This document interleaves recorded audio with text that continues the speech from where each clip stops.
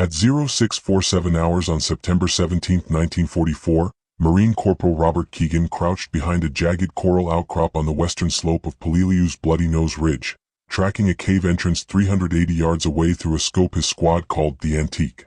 The air was a 115-degree furnace, thick with the metallic tang of pulverized coral and decay.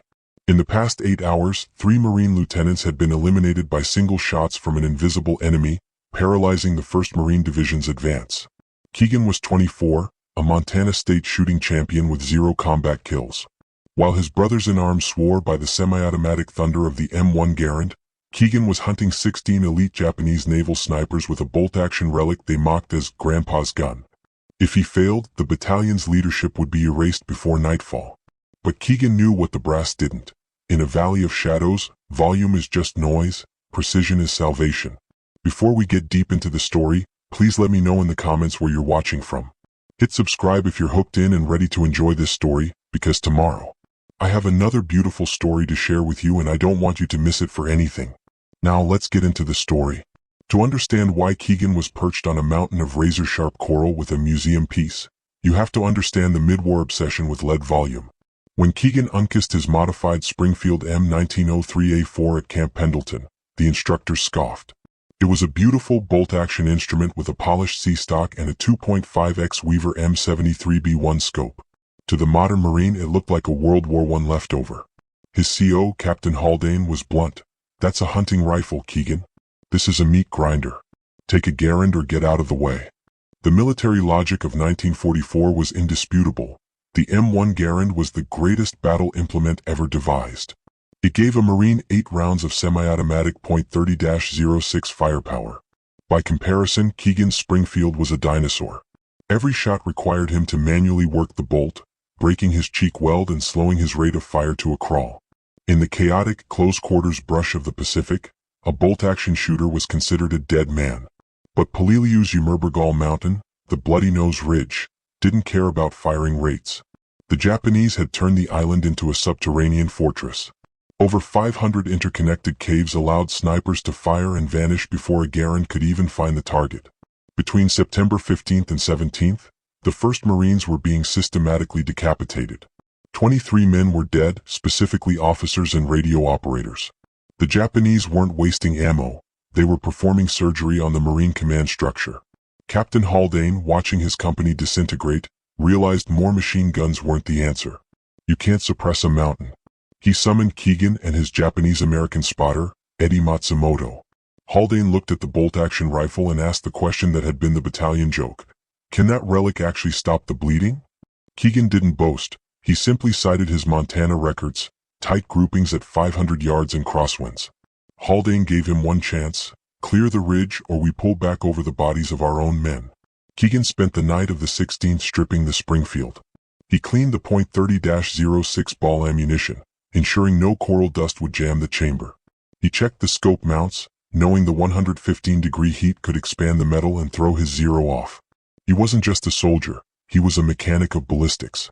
At dawn, Keegan and Matsumoto crawled into a crevasse. For 47 minutes they didn't move. Keegan filtered out the screams and the mortar thumps.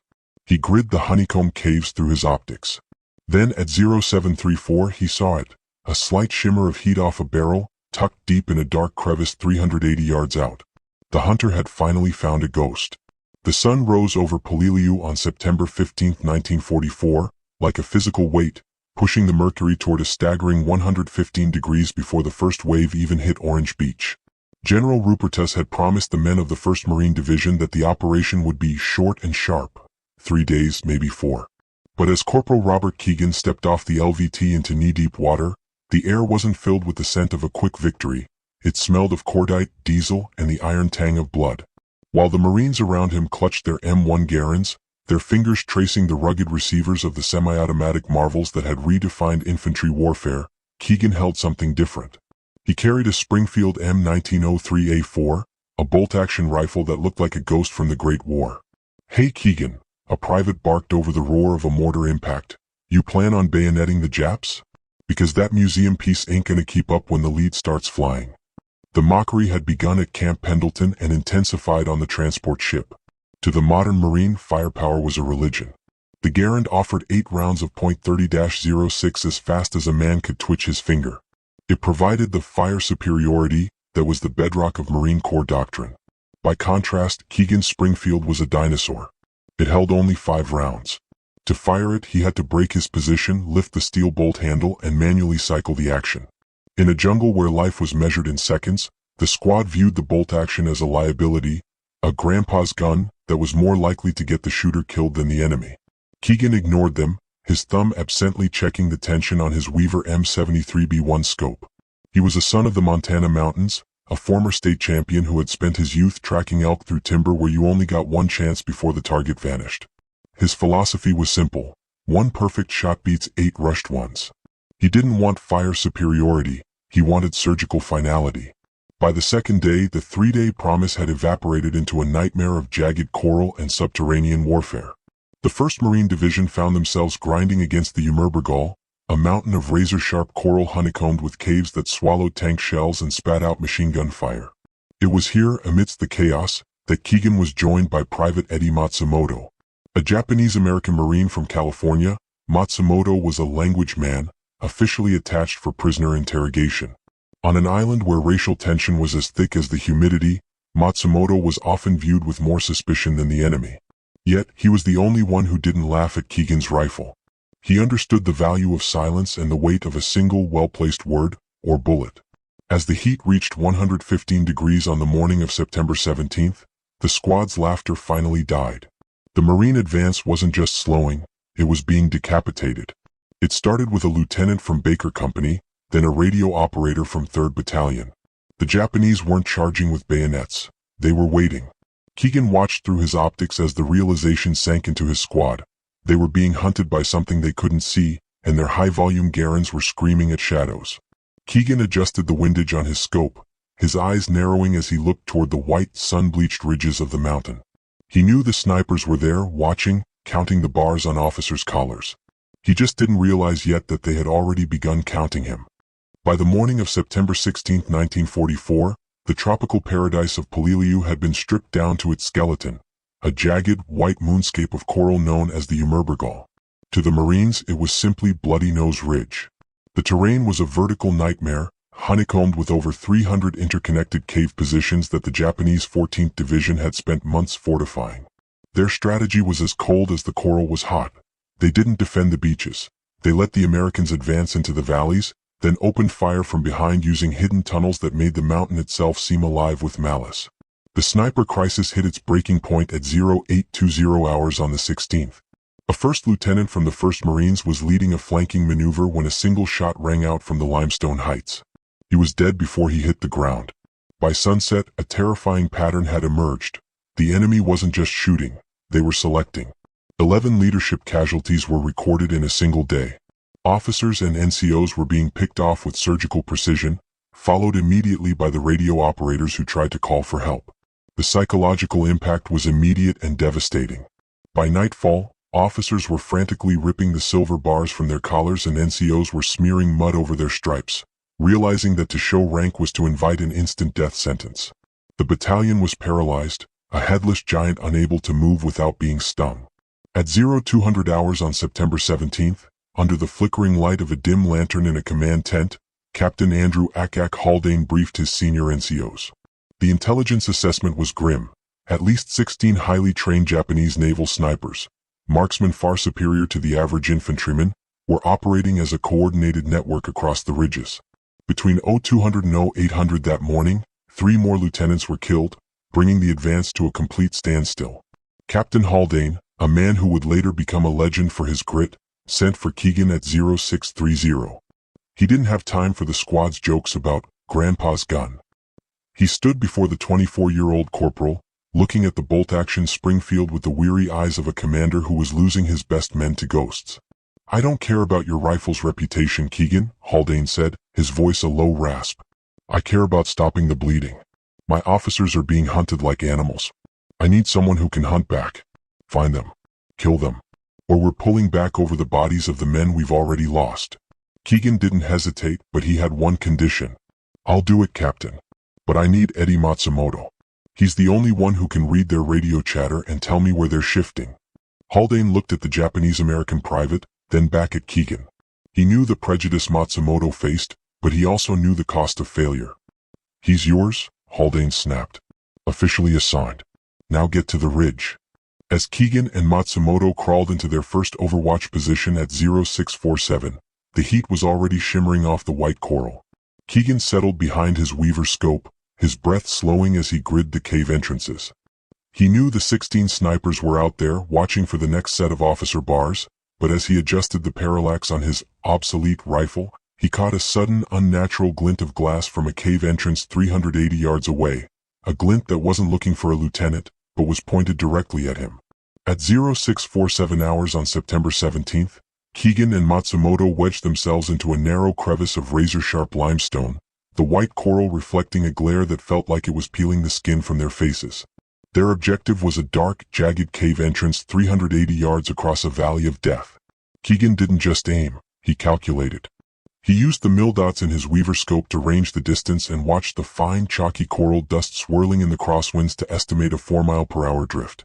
He slowed his heart rate, practicing the surprise brake on the trigger he had mastered in the Montana wilds, turning his body into a tripod of flesh and bone. 4:47 minutes, they were statues in 110-degree heat.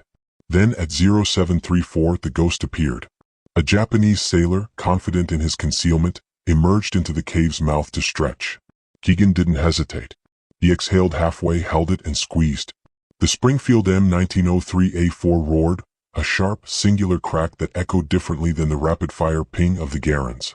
Through the glass, Keegan saw the 173-grain bullet strike center mass. The sniper collapsed instantly, sliding back into the shadows of the cave. Matsumoto, glued to his binoculars, whispered the cold confirmation, "Target down." No movement. The Marines in the foxholes below looked up, startled by the deliberate, lonely sound of the bolt-action rifle. At 0812, Keegan found his second mark, a sniper in a secondary cave 340 yards out. Another single crack, another body gone. But it was Matsumoto's radio that changed the stakes. Pressing the headset to his ear, his face went pale. "They're talking Rob. Intercepting naval codes. They're saying positions 7 and 11 are not responding. These aren't just guys in trees, they're a numbered, organized network." By 10:20, Keegan claimed his third victim at 295 yards, catching a Japanese marksman mid-sprint between coral outcroppings. The Japanese radio traffic turned frantic. Matsumoto translated the shift in tone. "They know. They're saying, someone is hunting us. American counter-sniper." The hunter had been spotted. Keegan's fourth kill at 14:45 was the most personal. From an elevated perch 410 yards away, a Japanese sniper had pinned down a Marine platoon all morning, killing 2 men who tried to reach a water detail. Keegan dialed in the elevation, accounted for the rising heat shimmer, and ended the threat with 1 round. When the sun finally dipped at 1847, Keegan and Matsumoto limped back into the Marine lines, their uniforms shredded by coral. The mockery was gone. The squad stood in silence as they passed, a path clearing for the man with the museum piece. Captain Haldane met them at the command post, his expression grim but focused. "For confirmed, Corporal. You've given U.S. air to breathe. Don't stop." That night, as Keegan obsessively cleaned the Springfield's bolt by the light of a hooded lantern, Matsumoto pored over the captured Japanese radio logs they had recovered from a dead officer. He looked up at Keegan, his eyes wide with a new kind of fear. "Rob, we've been using a 4x scope to find them. But the logs say the naval snipers are using 10x power optics. They can see the color of your eyes before you even see the cave they're in." Keegan paused, the oily rag mid-stroke, realizing that while he had spent the day hunting, the Japanese had spent it measuring the exact distance to his muzzle flash. The gray light of dawn on September 18, 1944, brought no relief from the stifling humidity of the Umerbergal. By 0520, Keegan and Matsumoto had already reclaimed their position overlooking the jagged coral spine. The ridge was a graveyard of white stone and blackened vegetation, silent except for the distant rhythmic thud of naval shelling. At 0547, Keegan's eye pressed into the rubber eyepiece of the Weaver M73B1. A Japanese sniper appeared in a cave mouth just 260 yards away, his torso partially exposed as he adjusted a camouflage net. It was an easy shot, almost too easy. Keegan's finger tightened on the trigger, then froze. The Montana hunter in him screamed a warning. A professional naval sniper doesn't expose himself at 260 yards in broad daylight unless he wants to be seen. Eddie, check the flanks, Keegan whispered, his voice barely a breath. He's begging for it. Matsumoto scanned the northwest and northeast ridges with his 7x50 binoculars. Seconds later he tensed. You're right. 2 more positions high and wide. They're angled to catch anyone who fires at the bait. It's a triangulated ambush. Keegan shifted his focus. If he took the bait, the ambushers would have his muzzle flash zeroed before he could even cycle the bolt. He decided to flip the script. At 0601, he lined up on the northwest ambusher at 385 yards. He fired. The Springfield recoiled, and the first hunter slumped over his Type 97 rifle. Keegan didn't wait. He worked the bolt with practiced fluidity, lift, pull, shove, lock, and transition to the northeast. At 0603, the second ambusher took a .30-06 round through the chest at 370 yards. The bait sniper, realizing the trap had collapsed, broke cover and sprinted for a deeper cave. At 0604, Keegan led the moving target and squeezed. The third round caught the runner at 280 yards, spinning him into the coral. 3 kills in 3 minutes. But the Japanese were not done. At 0612, the high-pitched whistle of incoming Type 89 knee mortars tore through the air. The Japanese had spotted Keegan's smoke. The rounds were walking, 60 yards short, 40 yards, then 25. Move! Keegan roared. They scrambled downslope, the razor-sharp coral shredding their fatigues and drawing blood from their knees. At 0615, a mortar shell impacted exactly where they had been lying, obliterating the outcrop in a spray of white dust. They relocated 150 yards southeast, spending the grueling afternoon methodically eliminating 3 more marksmen through timing and reverse slope angles, bringing Keegan's total to 7. But as the sun began to set at 1820, the victory felt hollow. Matsumoto sat in the shadows of a dugout, his headset on, listening to a new frequency. His expression was grim. "They figured it out, Rob," he said, translating the latest intercept. "The Japanese command just issued a warning. The American Ghost uses a slow weapon. Single shots. Listen for the report. Find him between shots when he is reloading." Keegan looked down at his bolt-action Springfield. His greatest strength, his precision, had been identified as his primary weakness.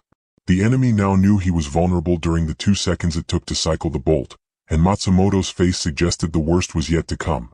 The Japanese weren't just sending warnings anymore.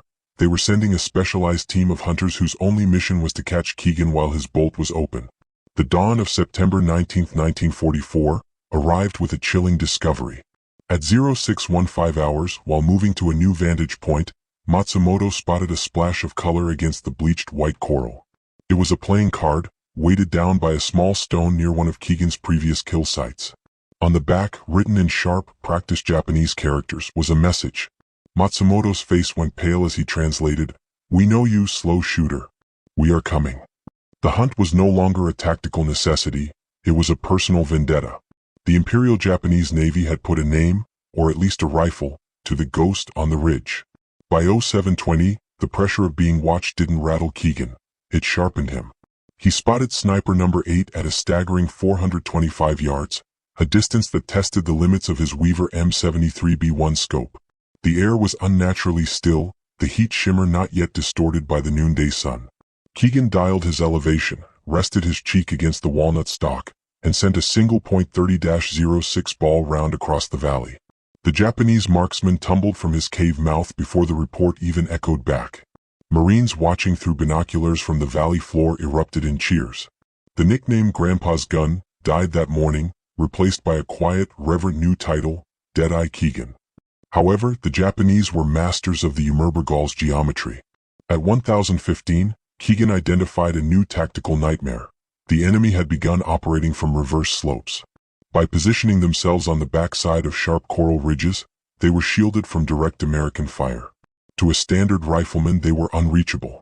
But Keegan, drawing on years of hunting elk in the Montana Rockies where the wind and stone dictated the path of the bullet, saw a solution in the physics of the terrain. At 11:42 he calculated a shot that most would call madness. He aimed at a flat, protruding coral face 30 yards in front of sniper number 9's hidden crevice. "Watch the secondary impact, Eddie," he whispered. He squeezed. The bullet struck the coral at a precise angle, ricocheting upward and inward into the safe zone. The sniper was killed by the deflected projectile before he ever heard the shot.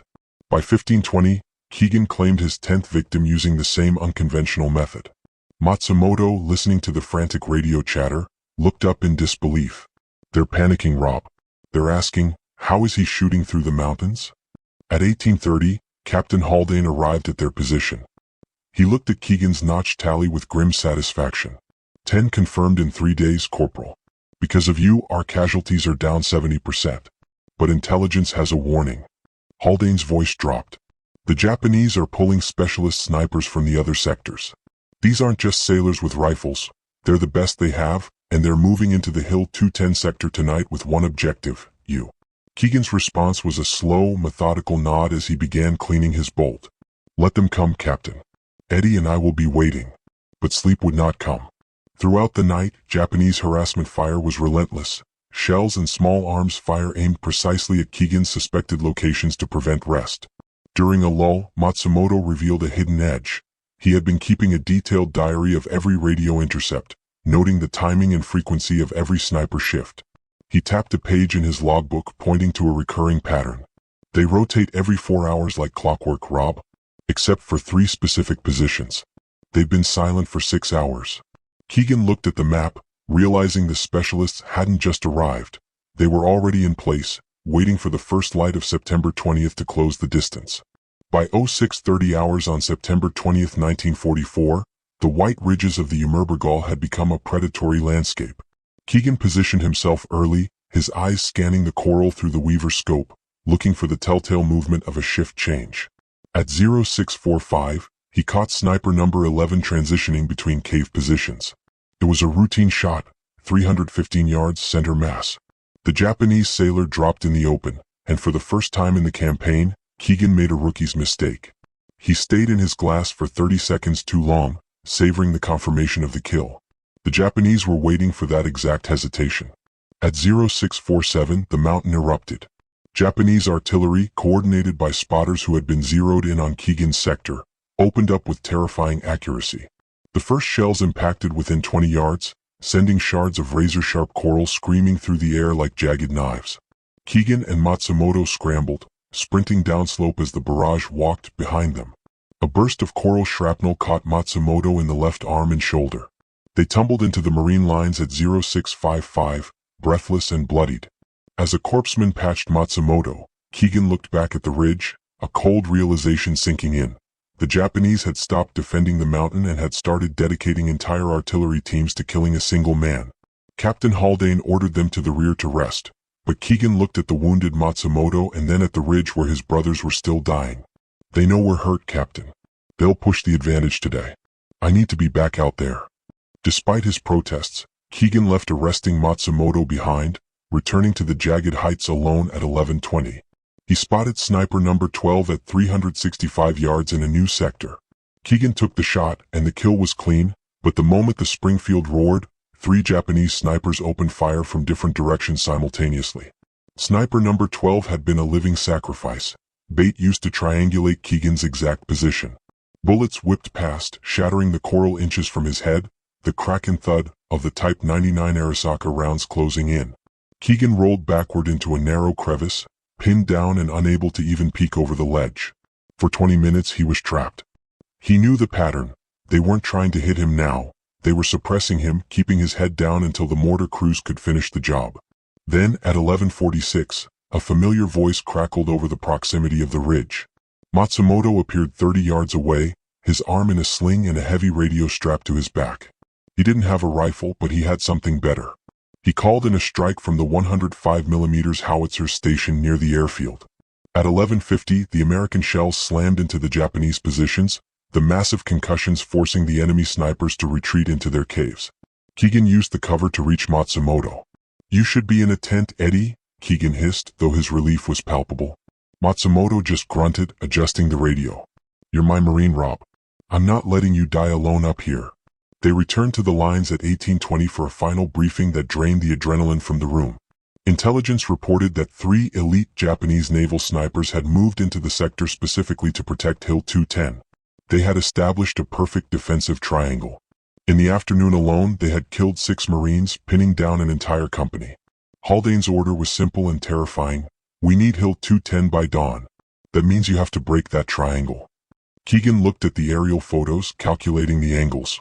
To hit all three, he would have to expose himself to two while shooting the first.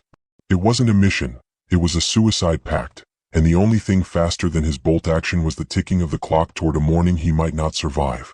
The night of September 20th, 1944, offered no respite, only the suffocating heat and the relentless thump of mortars. Corporal Robert Keegan sat in the darkness, his eyes tracing and retracing the contours of Hill 210 on a grease-stained terrain map. At 0200 hours, Matsumoto crawled beside him, his arm heavily bandaged but his grip steady. Together, they stared at the 3 points Keegan had circled. It was a devil's triangle of Japanese naval snipers. Sniper A at 510 yards, Sniper B at 475 yards, and Sniper C at 490 yards. Their positions provided perfect mutual coverage. To shoot one was to be executed by the other two. Standard tactics won't work, Keegan whispered, the grit of coral dust in his teeth. By the time I cycle the bolt for the second guy, the third already has me zeroed. Matsumoto leaned in, his voice a low rasp. What if we lie to them?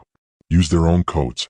If I signal a ghost retreat to the east using the captured signal mirror and radio, they'll have to shift their fields of fire to track you. It'll give us a window. It was a gamble of physics and nerves. Keegan's fastest bolt cycle in training was 2.3 seconds, but to survive this he needed to be under 2. I don't know if I can do it, Keegan admitted. Matsumoto didn't blink. Those 40 Marines pinned down there don't have another option, Rob. By 14:15 hours on September 21st, Keegan was prone on a collapsed coral shelf, elevated 45 feet above the valley floor. The Springfield was loaded with 5 rounds of .30-06 military ball. At 14:28, Matsumoto began flashing the Morse code signal. The intercept crackled back. Confirm, tracking ghost retreat east. Keegan watched through his scope as the 3 shadows shifted. Sniper A moved his shoulder, Sniper B stood slightly, Sniper C leaned out from a coral pillar. The window, roughly 40 seconds, was open. At 14:31:15, Keegan took the first shot. He accounted for a 6-mile-per-hour crosswind and squeezed the 4.2-pound trigger. The Springfield roared and Sniper A tumbled into his cave at 510 yards. Keegan's hands became a blur of muscle memory. Lift, pull, eject, shove, lock. The brass casing hit the coral with a metallic ping. Bolt cycle, 2.1 seconds. 14:31:17. He found Sniper B at 475 yards. The man was already turning toward the sound of the first shot. Keegan fired while the target was in motion. Through the 2.5x Weaver scope, he saw the sniper spin and collapse off the ridge. Bolt cycle, 1.9 seconds. Adrenaline had stripped away the friction of reality. 14:31:19. Sniper C was fully alert, his rifle aligning directly with Keegan's lens. It was a dead heat. Keegan saw the enemy's muzzle flash begin to bloom, but he pulled his trigger 0.3 seconds faster. The .30-06 round struck Sniper C mid-turn. The Japanese bullet hissed past Keegan's ear, missing by a mere 18 inches.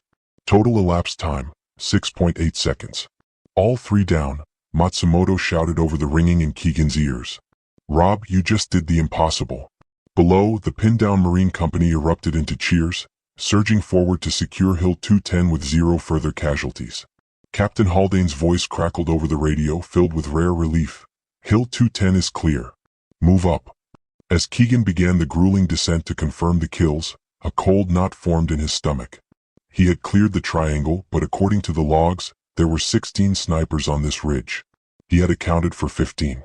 As he reached the first body, he realized the enemy commander, the 16th Ghost, was nowhere to be found, and the tracks in the coral dust suggested the hunter had just become the prey.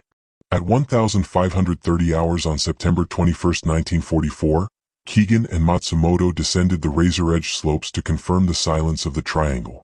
A security squad moved with them, weapons at the ready, but the mountain felt unnervingly still. At 15:45 they reached Sniper A. The .30-06 round had struck center mass at 510 yards. The man had died instantly, still clutching his optics. At 15:58 they found Sniper B. In his pocket was a crumpled photograph of a woman and 2 children in Kyoto. Matsumoto stared at it, his own face a mask of grief. Don't look, Keegan said, though his own hands were shaking. It doesn't help. At 1612, they reached Sniper C. Keegan found the man's spent casing, the one that had hissed past his ear. Half a second had been the only difference between victory and a grave in the coral. The mission felt complete until they reached the deep cave complex at 1625. As they entered the humid, claustrophobic darkness of a side passage, a muzzle flash erupted from just 15 yards away. A Marine Point man dropped instantly. Sniper number 16, the commander, wasn't running, he was waiting. The passage was too narrow for the squad to maneuver, and the Japanese commander vanished into a secondary tunnel. "He's the last one," Keegan told Captain Haldane. "If he slips away, this starts all over tomorrow." Haldane gave them 5 minutes. Keegan set aside his Springfield, useless in the tight confines, and drew his M1911A 1.45 ACP. Taping a flashlight to the barrel, he and Matsumoto pushed into the dripping, 3-foot-wide passage. At 1640, a voice hissed from the dark in Japanese. Matsumoto stiffened. "He's calling you out, Rob. He says, let's see how good you are with a slow weapon in the dark." Seconds later, the commander charged. He didn't fire. He lunged with a banzai scream, crashing into Matsumoto in the confined space. They became a blur of grappling limbs and spinning light. Keegan circled, his pistol raised, but he couldn't fire without hitting his friend. The commander was pressing a combat knife toward Matsumoto's throat, shouting that Matsumoto had shamed his ancestors. At 1642:15, Matsumoto gathered his last strength, headbutting the commander to create a desperate 8-inch gap. "Shoot," he screamed. Keegan squeezed the trigger. The .45 round thundered in the cave, striking the commander's throat from 8 yards. The struggle ended in an instant. Silence returned, broken only by the sound of Matsumoto's ragged breathing. At 1645, they examined the commander's weapon, a Type 97 Arisaka sniper rifle. The wooden stock was wrapped in worn cloth, covered in handwritten names and dates. Matsumoto read them aloud. 3 brothers, all killed in previous campaigns, their names carried by the last survivor. Keegan sat back against the cold coral, the weight of 16 lives finally collapsing onto him. He could calculate windage and drop with mathematical perfection, but he had no formula for the faces that would now haunt his sleep. He had become the legendary Deadeye. Yet as the Marines secured the ridge, Keegan realized the war wasn't just about the shots you took, but the stories you ended. At 0800 hours on September 22, 1944, the humid air of Polilliu felt strangely heavy with a silence that hadn't existed 48 hours prior. Corporal Robert Keegan and Private Eddie Matsumoto stood before Colonel Harris at Regimental HQ. The debriefing was a cold litany of statistics that defied military logic. Over 6 days, Keegan had fired 19 rounds to achieve 16 confirmed kills, an 84% accuracy rate that shattered every record on the island. More importantly, the math of survival had shifted. Before Keegan took to the ridge, the battalion lost 23 leaders in 48 hours. In the 6 days since, they had lost only 2. Colonel Harris leaned over his desk, his voice thick with uncharacteristic reverence. "Corporal, you didn't just clear a ridge. You saved a division. I'm recommending you for the Silver Star." Keegan's gaze remained flat, fixed on a distant point beyond the tent flaps. "Respectfully, sir, I'd prefer you didn't. I just want to go back to my squad." Harris was stunned, but he recognized the 1,000-yard stare. He replaced the recommendation with an order. Keegan and Matsumoto were to establish a formal counter-sniper school immediately. Every battalion needed what they had discovered. Keegan agreed, but only on one condition. Matsumoto would be co-instructor, protected by an official decree against the discrimination that had dogged him since California. Between October 1st and 15th, 30 elite marksmen were gathered in the white coral dust of the northern ridges. Keegan didn't teach them how to pull a trigger. He taught them how to see. He lectured on ballistic drift, heat shimmer, and the soul-crushing patience required to wait 47 minutes for a single second of exposure. But his most haunting lesson was his last. Every man you see through that glass is someone's brother. You will carry them forever. Make sure the shot is necessary. The war finally caught up to Keegan on October 15th. During mop-up operations, a hidden machine gun nest opened up, stitching across his lower torso. As he lay in the coral, it was Matsumoto who braved the fire to drag him to safety, once again ensuring the American Ghost survived the mountain. Keegan was evacuated to a hospital ship, his last words to his spotter a ragged whisper, "Don't let them forget. The rifle works. We work." Decades passed. Keegan recovered and spent 20 years at Quantico, quietly molding the foundation of modern Marine Corps counter-sniper doctrine. He never spoke of his 16 kills, though the nightmares of those 16 faces, especially the commander with the names of 3 dead brothers carved into his stock, never faded. In 1968, he finally agreed to donate his Springfield M1903A4 to the Marine Corps Museum. Standing at the podium, he looked at the rifle that had been mocked as a relic and said simply, "This rifle killed 16 men. It also saved hundreds. War makes us do impossible things. We honor both truths." In August 2003, 1 month before his death at age 83, Keegan had one final reunion with Eddie Matsumoto in the Montana mountains. The museum had loaned them the Springfield for a final afternoon. Prone on a ridge overlooking the timber, the 2 old men, the shooter and the spotter, held the weapon one last time. "I still see them, Eddie," Keegan whispered. Matsumoto gripped his friend's shoulder. "I know, Rob, but we protected our brothers. That has to count." Today, in the National Museum of the Marine Corps, the obsolete bolt action sits behind glass. Visitors see a scratched scope and a worn stock, but next to it sits a photo of 2 muddy, exhausted Marines from 1944. Below it, a handwritten note from Keegan remains, "War doesn't make heroes. It makes survivors who carry ghosts. Eddie and I carried 16. We carried them together." In the heat of Puliliu, Keegan had to be perfect. Every shot he took was a life saved, and every bolt he cycled was a burden he'd carry until his death in 2003. He did the impossible for men he barely knew. The least you can do is take 1 second to hit like and subscribe. If this story didn't move you enough to engage, then perhaps the grandpa's gun wasn't the only thing that was cold on that ridge. Prove me wrong. Tell us in the comments which part of Keegan and Matsumoto's bond hit you the hardest.